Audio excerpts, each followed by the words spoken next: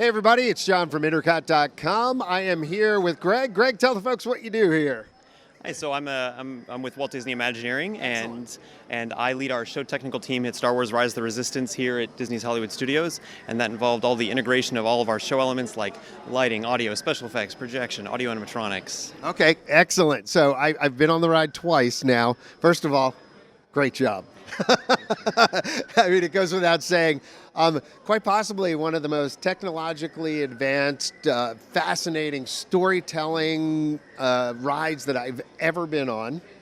So, and I don't say that lightly, folks. But I'm curious. So, how did you go about combining all of these elements together for the show, and then also, you know, what were some of the challenges of bringing the different, there's, I don't know how many different ride systems in here, at least three? Quite a few. So it's something, a lot. You know, how did you go about bringing all of those together and solving those sort of problems?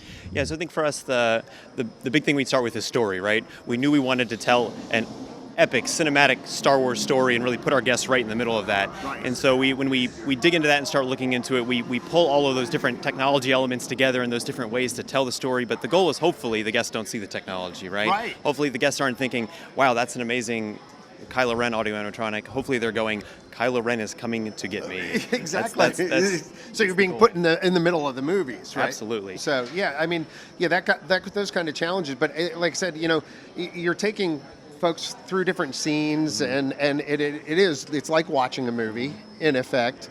You know, what goes into that? I mean, you know, from the storyboard on, I mean, how do you make it all come to life? So we had to figure out kind of the pacing and the beat by beat, because we knew that this wasn't going to be your standard attraction. There wasn't just going to be a queue, an attraction, and you get off at the exit. We knew this one was going to be way different, and we needed to toss out the rule book and start from scratch on how we wanted it to be. Yeah. So we start off with our briefing rooms where you kind of get your secret mission, yeah. And then you move on to your second phase where you're taken prisoner by the First Order, and then you have that big climactic finale where you get to escape from the Star Destroyer. Yeah. And the challenges with that, we knew we had to make it authentically Star Wars. We knew that we were going to have Disney fans. We knew that we were going to have Star Wars fans. Well, they're the worst. No, I mean the best. Did I say the worst? I didn't mean the worst. You know what I mean. That they know their detail. I mean, they really know every inch of the movie, every detail of the characters, every just nuance. And so if you don't get it right, you're in trouble, right? Yep. We knew when you get off that transport ship and those doors open and you're in a Star Destroyer, that needed to be the Star Destroyer from the films. Those stormtroopers that are staring you down needed to feel like those were those stormtroopers staring you down. And we worked very, very hard to get those details right. Yeah, and it shows, folks, from seeing that. It's a long attraction.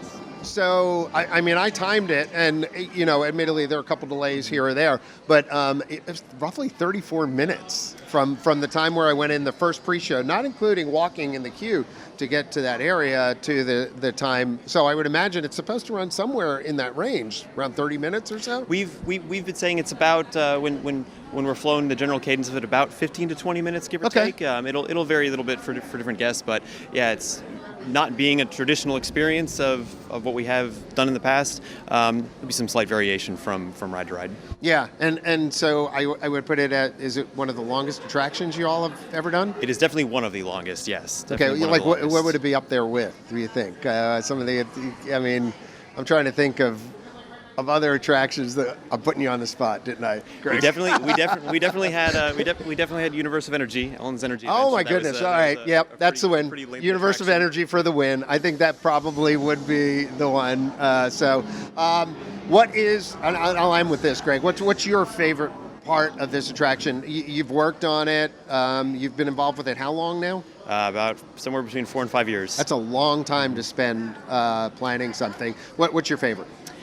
You know, there's these few moments throughout the attraction, a few of them, where we blend the ride systems with the show systems so seamlessly. And there's a moment where you face off against Kylo Ren, right? And without spoiling too much, how he interacts with you, how he interacts with your troop transports that you're in, and how it all just blends and flows. It's just it's a magical moment that just gives you goosebumps when you ride. And Yeah. I can't wait to stand at the exit tomorrow on December 5th when we open and get to see guest faces as they unload. Very excited. And I think the trackless technology has allowed you to do a lot of interesting things really to cool that things. end. So, and again, without giving anything away, and I don't want to, the vehicles are amazing in what they can do. So, folks, come on out and see it yourself. Again, probably one of the best attractions I've ever seen on property, off property, anywhere.